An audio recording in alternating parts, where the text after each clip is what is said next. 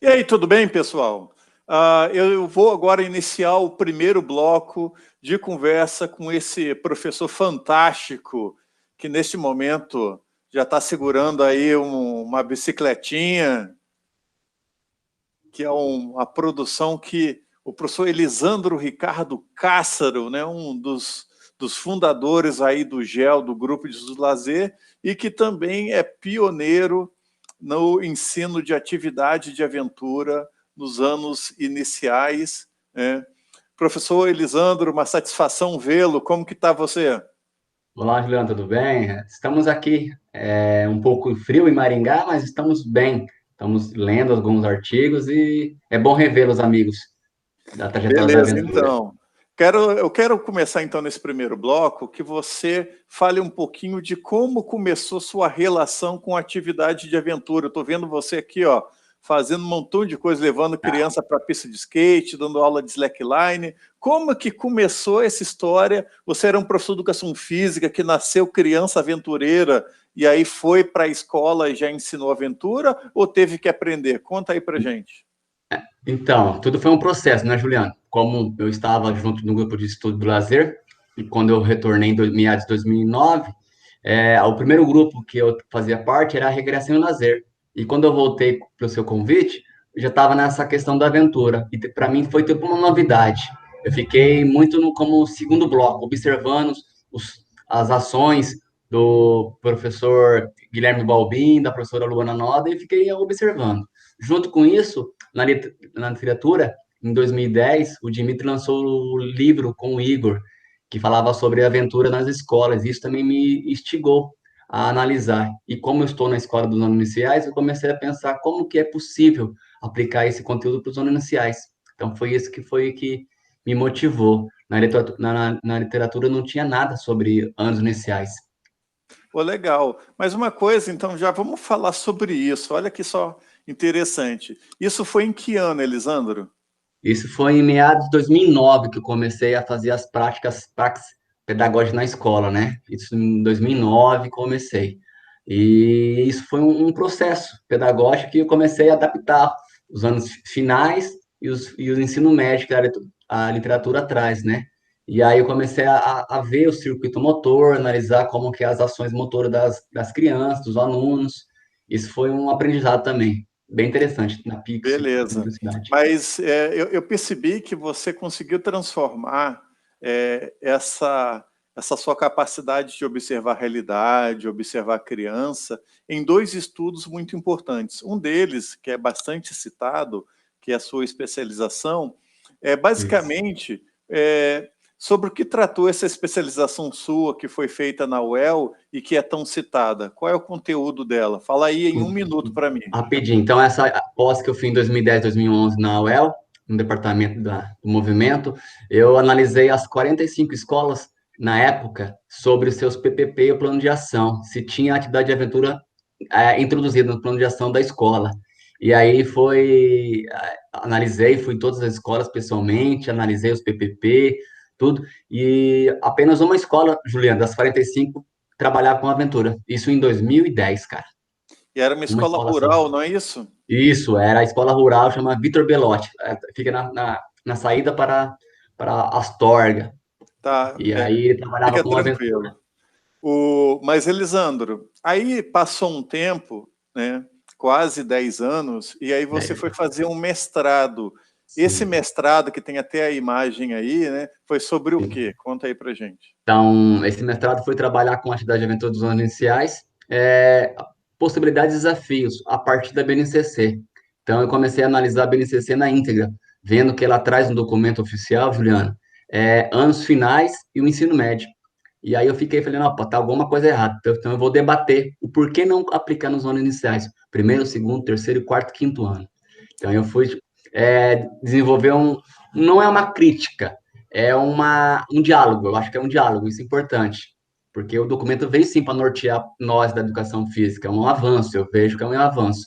Mas eu fui tentar dialogar com ela, e por que não aplicar também para os anos iniciais, como as microaventuras, a parte lúdica, todo esse enfoque. Poxa, que legal. E aí eu percebo, então, que você é um grande pioneiro, né?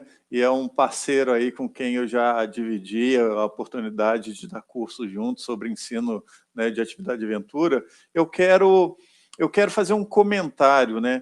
E aí você pode complementar. Então, na sua especialização em 2009, para a sua defesa de mestrado em 2019, passado 10 anos, você saiu da realidade lá de Maringá, no Paraná, né, de uma escola rural que tinha atividade de Sim. aventura, e aí quando você foi perguntar na dissertação de mestrado se os professores estavam preparados, tinham interesse em colocar atividade de aventura também nos anos iniciais, qual foi a diferença que deu?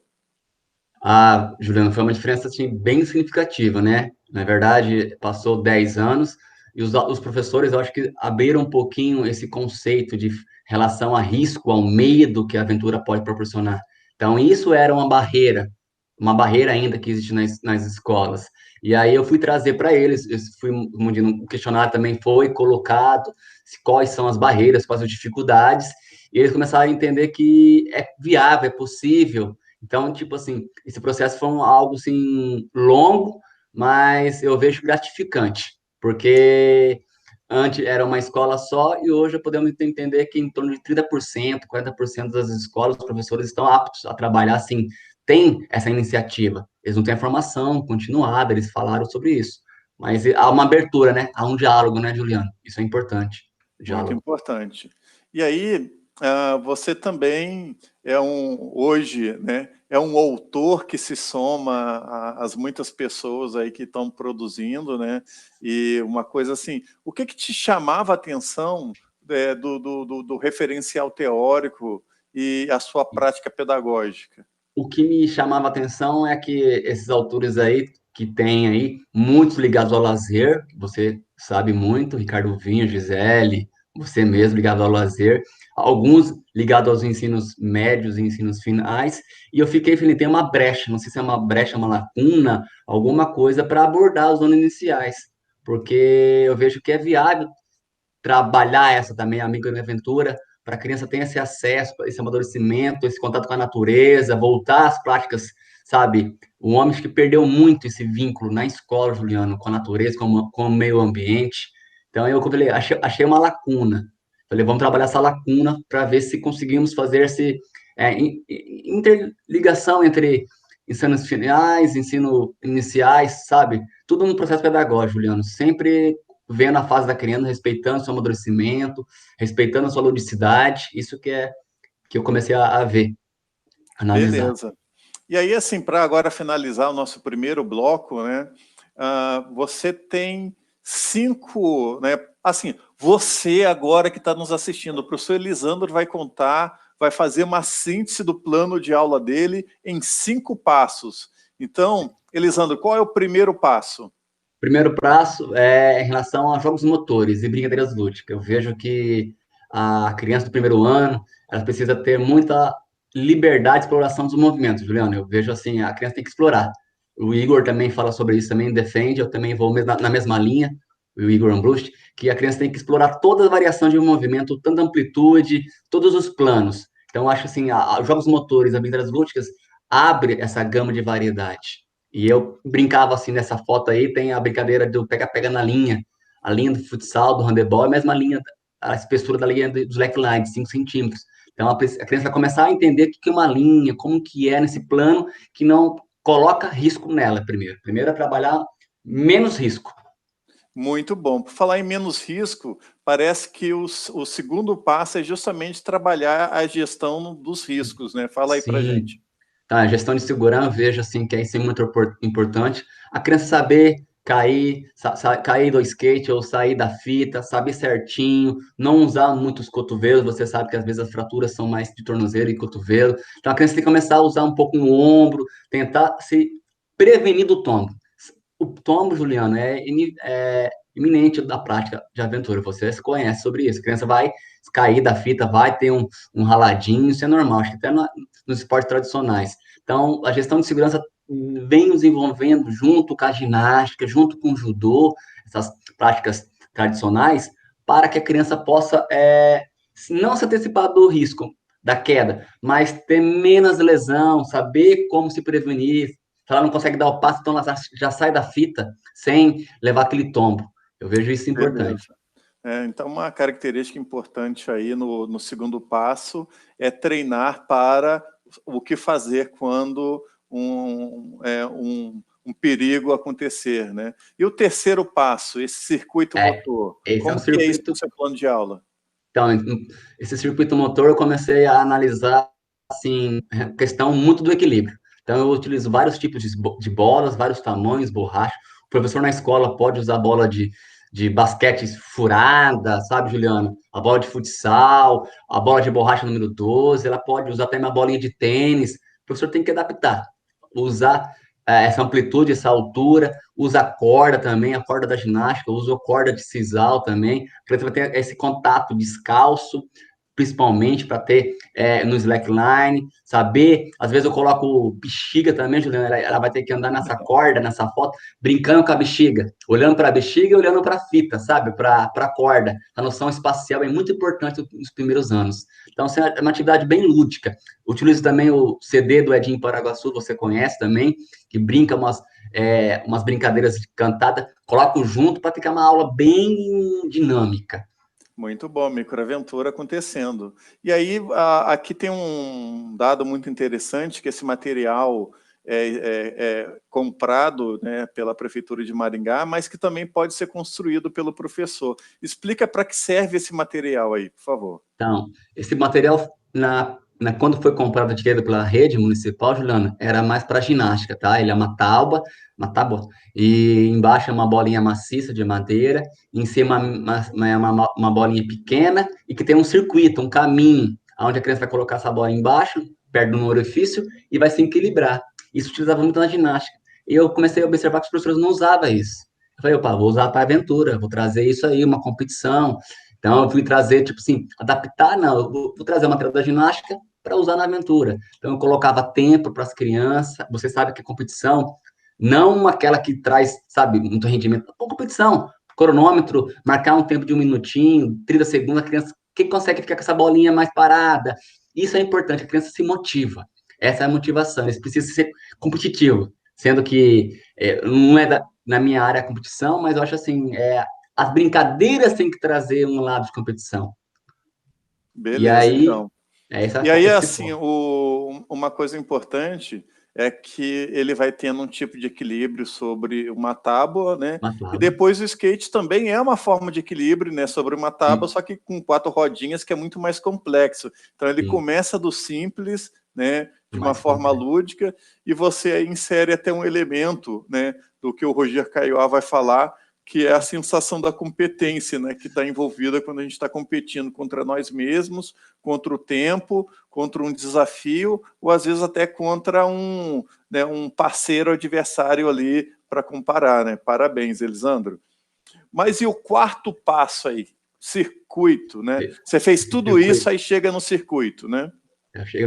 Aí nesse circuito é a falsa baiana, ou comando crawl, que falamos, isso também o comando crawl tem no exército, né? Uma corda embaixo, uma corda em cima, uma guia.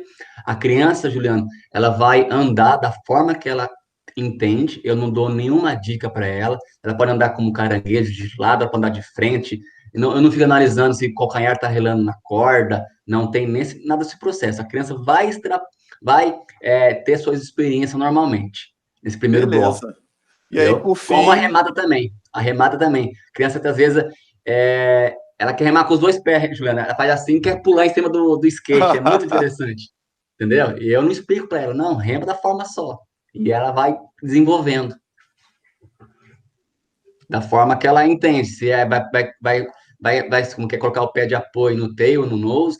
Juliano, isso eu não falo para a criança. Ela vai achar o ponto de equilíbrio no skate também, entendeu? legal.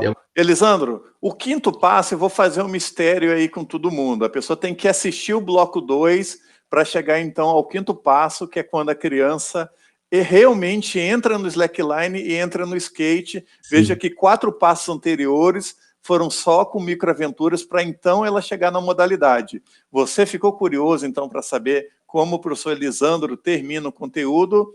Vamos para o bloco 2, onde o professor vai encerrar esse, né, vai falar um pouco do seu quinto passo, e ele também vai apresentar os materiais didáticos e as avaliações que os alunos deles produzem.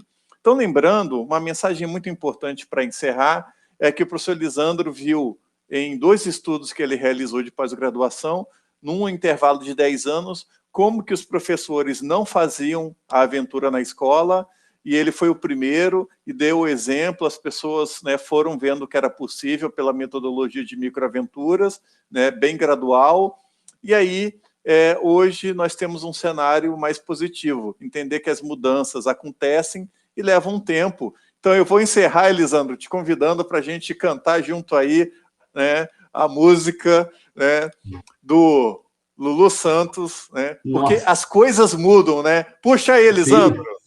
Nossa, nada do que O se que foi foi, será de será. novo do jeito. Nossa, nós somos Nossa, horrível, cara. nossa, Então, tá olha, ruim mesmo.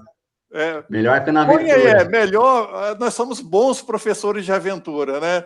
Então, né, como cantores, nós não saímos como bons professores de aventura. Elisandro, dá aí uma propaganda aí para a pessoa entrar no bloco 2. Então, pessoal, ficam agora uma curiosidade para vocês. Como abordar a parte teórica para os alunos iniciais? Nada de escrita, nada de texto comprido. Beleza? Vamos pegar o segundo live. Um abraço.